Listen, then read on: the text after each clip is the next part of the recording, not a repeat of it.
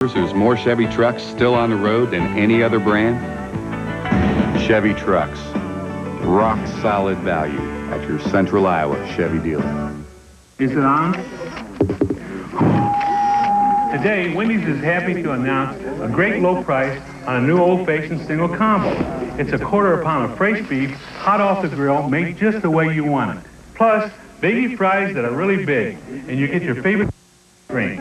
Now that's what I call a real meal. What's more, you save a bundle. Try Wendy's old-fashioned single combo, just $2.99 for a limited time. Was it something I said? This 24-hour news update is brought to you by Cogshell Chiropractic Center. Good evening. I'm John Bachman. 43 degrees. Madonna's new book, Sex, will remain at the Des Moines Public Library. Late today, the library board voting unanimously to keep the book, noting it would be paid for through donations, not tax dollars. The decision follows heated debate with about 40 people on hand, anxious to voice their opinion on this matter. Our next news in 1 hour. This is your 24-hour news source.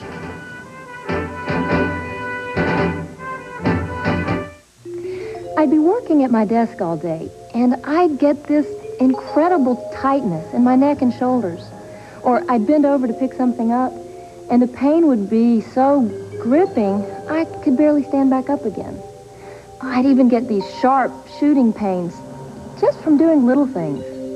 But I finally found help, and now I am pain-free, thanks to my chiropractor. Call Cogshell Chiropractic at 287-3993.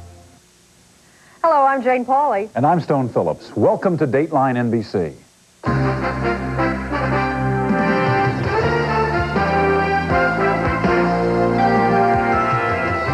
Tonight on Dateline. I'm absolutely telling the truth.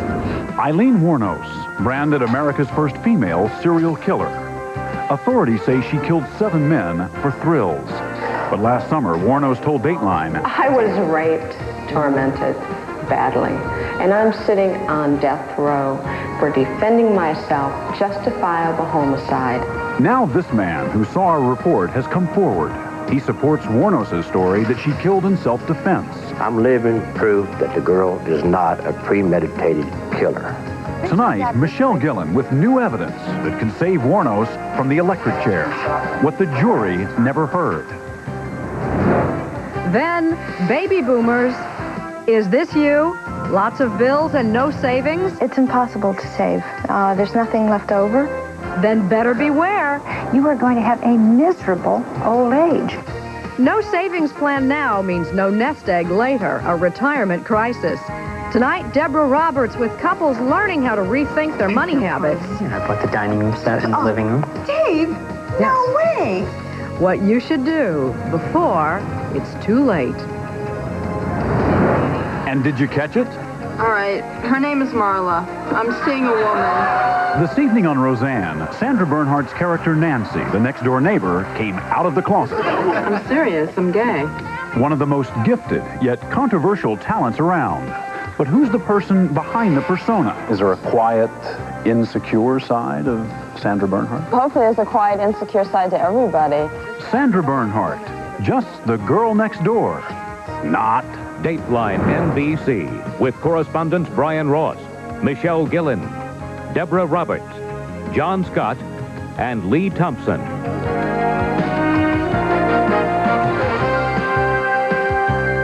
From our studios in New York, here are Stone Phillips and Jane Pauley. Good evening. Last August, we presented an exclusive report on one of the most violent women in American history. A woman on Florida's death row, so-called serial killer Eileen Wuornos. Her story is so intensely powerful, Hollywood has already turned it into a TV movie.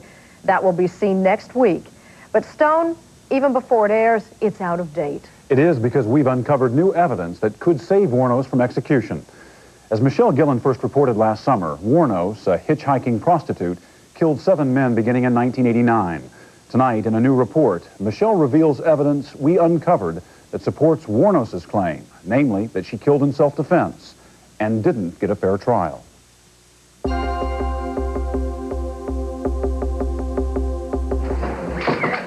Aileen Wuornos is a woman the jury decided deserves to die. Even though she confessed to killing 7 of the men who picked her up on Florida highways, she stood trial only once for the murder of Richard Mallory, her first victim. At the trial last January, she tried to convince the jury that Mallory had violently attacked her, that it was kill or be killed, that what he did that night actually caused her to kill again and again whenever threatened. At the trial, Wuornos described how Mallory threatened her almost 3 years ago. You're going to do everything I tell you to do. And if you don't, I'll kill you right now, and I'll f*** you after. Just like the other sluts I've done. She says inside Mallory's aging Cadillac, he tied her to the steering wheel, raped and sodomized her. She says he was a sadist who used rubbing alcohol to increase her pain, putting it in all her orifices. When he lifted my nose up like this and pulled it back and started squirting a couple drops in each one, that's when it was painful, and that's when I said, this guy is a nut, man. And I mean, I'm yelling, I'm going crazy, I'm tied up, and he said to you what about putting the alcohol in your eyes? He said he was going to use that for the grand finale. I would have went blind. Wuornos got free and shot him 4 times. But at trial, she had no evidence to back up her claim that Richard Mallory was a violent man who convinced her he had hurt other women. And Chief Prosecutor John Tanner convinced the jury that Wuornos' story of self-defense was nothing more than the rantings of an angry woman desperate to fight the death sentence. This is what Tanner told us about Richard Mallory last June. Do you think that Richard Mallory was indeed violent with her? Absolutely not. Richard Mallory's history doesn't reflect a pattern of criminality, does not reflect a pattern of sexual violence. The jury sentenced Wuornos to death in the electric chair. She denounced the courts as unfair and refused to fight the remaining cases. Scumbags of America. Today, she is living on death row, resigned to her fate. What are you feeling right now? I know I'm going to die, and it's like, I care, but it's like, you damn society don't care, so why should I care? I mean, I feel so hopeless. Mm-hmm. You've already put me on the cross, and I'm dying a slow death. I'm numb. The trouble with all this is that Wuornos' claims that Mallory was a violent man, which were dismissed at trial, were in fact true. A 4-month Dateline investigation uncovered extensive evidence documenting Mallory's violent past. Evidence both the prosecutors and Wuornos' own defense lawyers could have found, if only they had looked. Evidence that could get her off death row. We discovered that Richard Mallory, the 52-year-old TV repairman, had violently attacked women in his past. The trail begins in this house in Potomac, Maryland, on November 21st, 1957. Inside, Edith Little, a society woman and mother of 3, was washing her hair. Mallory, a delivery man, entered the house and attacked her. Mrs. Little died 3 years ago, but her son Ray Little will never forget what Richard Mallory did to his mother. There is no question, from what my mother told me and from my memory of the incident, that there was absolute intent. This wasn't a casual situation. It was an absolute violation. It was violent. It was a tremendous violation of any family, any lady, any woman. And his intent was to do what? And his intent was to rape and harm my mother. Mallory was charged and convicted of assault with intent to rape. In court documents, he said he was insane at the time. He was initially sentenced to 4 years at Patuxent Prison, a Maryland rehabilitation facility for the most violent offenders. Officials at this prison believed Richard Mallory posed such a threat, they kept him locked up for years after he served out his original sentence. One doctor wrote, he is still an extremely confused, impulsive, and explosive individual who will get into serious difficulty, most likely of a sexual nature. The director of Patuxent Prison concluded, because of his emotional disturbance and his poor control of his sexual impulses, he could present a potential danger to his environment in the future. Mallory agreed. He knew he was a threat to women. He told officials, "I hope they give me the gas chamber. I should die, and I wish I could." Mallory was in prison for 10 years. The record shows he was removed from his prison job because he tried to sexually molest a female nurse. Do you realize that while you were trying to argue to a jury that this man had sexual problems, that this man had told you he had hurt other women, and no one believed you, that the record shows he was institutionalized for sexual violence? It's sad, isn't it? What is sad about it? Sad society didn't care, did they? They framed me for political purposes, and they didn't care about taking up all this. This is his file in an institution of where they say that he pled insane, that he couldn't control himself sexually. Boy. Is that what you have argued about him? Yes, that's what I've tried to tell everybody. How would this have affected the trial? We went to noted Florida defense attorney Roy Black. Would you have brought this information into court in Eileen Wuornos' case? Well, that information is a defense lawyer's dream. Once you found that, that's like finding gold. I mean, there's no doubt that that would be plastered all over the case, that you would be pounding that in the jury's mind from the jury selection through opening statement, through the evidence to the end of the case, because that is the greatest piece of evidence that you could find. Why? Because it corroborates what she says. If the jury knew this information, I think there's no doubt they would not have sentenced her to death. Why didn't the jury know? We went back for a new interview with State Attorney John Tanner. Did you know that Richard Mallory had been arrested for assault and attempted rape? No, we did not. Did you know that he claimed he was insane at the time of that incident? We do not, nor did we know that. Okay.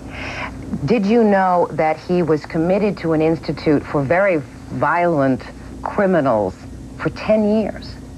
No, we did not know that. How's that possible?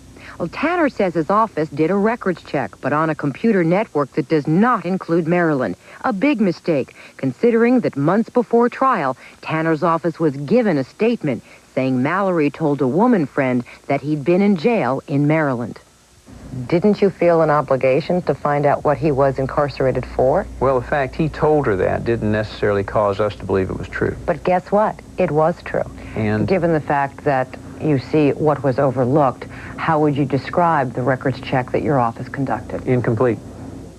But what about the government-paid public defense team assigned Wuornos' case in the Mallory trial?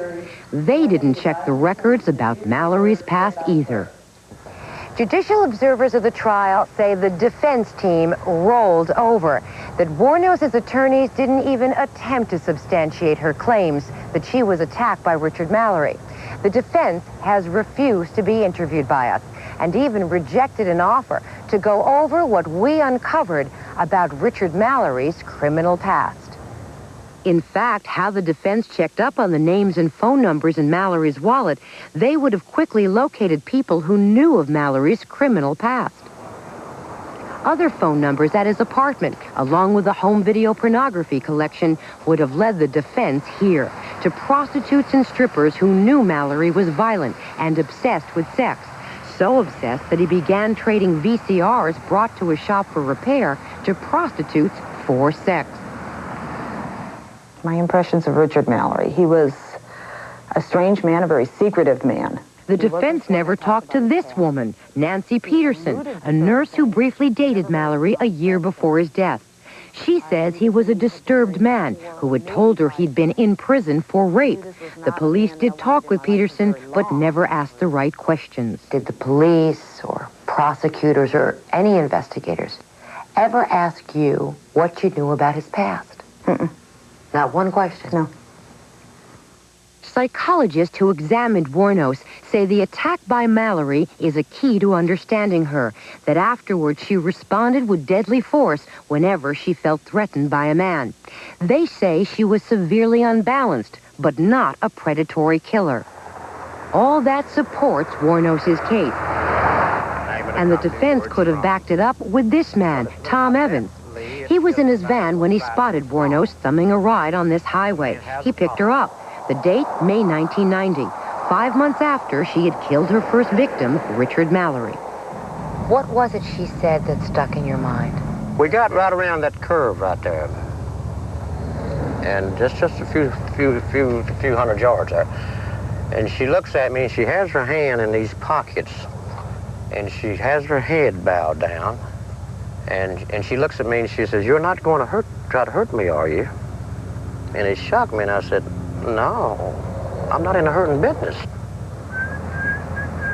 Tom Evans was in the business of driving trucks and writing country music. He says Wuornos stayed a week with him as he drove through the South. He says they became friends, not lovers. Remember, the prosecution argued Wuornos worked the roads as a predatory killer, and that after she was arrested, she invented a story of being abused and raped by men. But what did she tell Tom Evans 8 months before her arrest? She told me how she'd been abused, how she'd been beat, how she'd been hit, how she'd been drugged down the road, how she had been stabbed, hit with a Coca-Cola bottle, stabbed with a beer can knife. They say she killed for the thrill of killing. Did she have opportunity to kill you? Yeah, she had 7 days and 7 nights. Anytime she wanted to. When we showed Wuornos video of Tom Evans, she confirmed details of her encounter with him. It's him. But during the trial in January 1992, Aileen Wuornos never saw Tom Evans, even though he had repeatedly offered to testify on her behalf. They begged me to testify. All of them. The defense asked me, "Would you please testify? Can we count on you to testify? We need you bad. You're the key. You're the top. You're the answer." Inexplicably, the defense didn't call on Tom Evans. Aileen Wuornos was the only defense witness with no one to support her story. What could you have told the jury that you feel the jury should have known? I'm living proof that the girl is not a premeditated killer. I'm living proof of that. And that's what I would have told a jury. Some people say, let it go. She confessed to killing men. Why does it matter? We have a saying in the law that death is different. If a person is sentenced to death, then you have to cross the T's. You have to dot the I's, because we're dealing with human life. If we're going to be in the business of executing people, we're going to have to be awful careful when we're doing that. State Attorney John Tanner admits his office was careless in checking out Mallory's past. A problem? It could cause a problem on appeal. Does that aggravate you? Very much. Sure. We may have to try the case again. It may be reversed on appeal. We may have to try her all over again. State officials say the prosecution and the defense will now come under scrutiny for the bungled trial. Ironically, just what Wuornos had been demanding for months. But that prospect only elicits more anger from an angry woman who killed 7 men at what she believes those men have done to her. You go in those woods and go through what I went through with these scum, and then you tell me if I deserve life in prison or death row at all. You would say to yourself, this woman deserves nothing. Aileen Wuornos will never be put back into society, nor should she be. But given the fact that she did not get a fair trial, that she may have acted in self-defense, the question is, should she be executed? Don't? Well, that and how in the world neither side in this case uncovered the evidence that you came across. What are the odds that she'll get a new trial, Michelle? The Florida Supreme Court will hear an appeal sometime next year. We understand that the defense is going to argue that the judge rushed Wuornos' trial lawyers in their preparations. And experts who've looked at this case say, given all of the errors, it's very likely that the Supreme Court will order a new trial. Thanks, Michelle. Later, Stone with Sandra Bernhardt. But first, Deborah Roberts with some of the best advice you may ever get. It's about money. Do you and your spouse save anything? No way. Time for a reality check. Mistakes today could ruin your retirement. What to do? Find out next.